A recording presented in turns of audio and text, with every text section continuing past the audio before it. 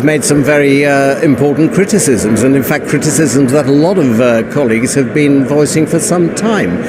The fact is that the Lancaster House speech that the Prime Minister delivered in January of last year did set out a very clear course for the future of the negotiations. And what we saw in Chequers was a complete departure from that, and of course, as he quite rightly says, a position where the UK will cease to be effectively an independent nation and will continue to be a rule taker, and we can't allow that to happen. So he said there is still time to save Brexit. Many will see that as a warning to Theresa May: change tack, go back to what you said before, or actually I'm going to challenge you for the leadership.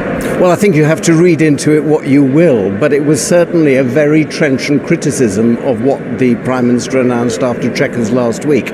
As I say, it reflects a lot of the concerns a lot of colleagues have had over the last few days, and I think he's quite right. It's not too late to change tack, but we really do have to start doing that now.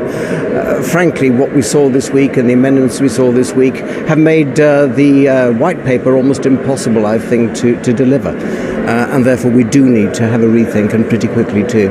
Theresa May would say that this has to be a compromise, and by definition you can't get everything you want. You can't have your cake and eat it, as Boris Johnson once said he wanted. That's the political reality, isn't it, of the numbers in the House of Commons? I think we saw the issue of numbers yesterday, and of course it is clearly the case that the whole House has to be taken with it. But of course the majority yesterday was very small indeed. And I think that what we do need to do is to look at the white paper, consider whether it is deliverable, consider most importantly whether it actually delivers on what people voted for back in 2016. I don't think that either is the case, and I think it's important now to have a change of tack, as Boris Johnson quite rightly said. How many of your colleagues do you think would want to get rid of Theresa May as leader? There's lots of rumours about the number of letters going into the 1922 committee, whether it's reached that number of 48. Are we heading that way? I really don't know. I don't know at all. I mean, there's only one person who knows that, and that, of course, is Graham Brady, the chairman of the 1922 committee. And I'm not in a position to say what the contents of his safe are.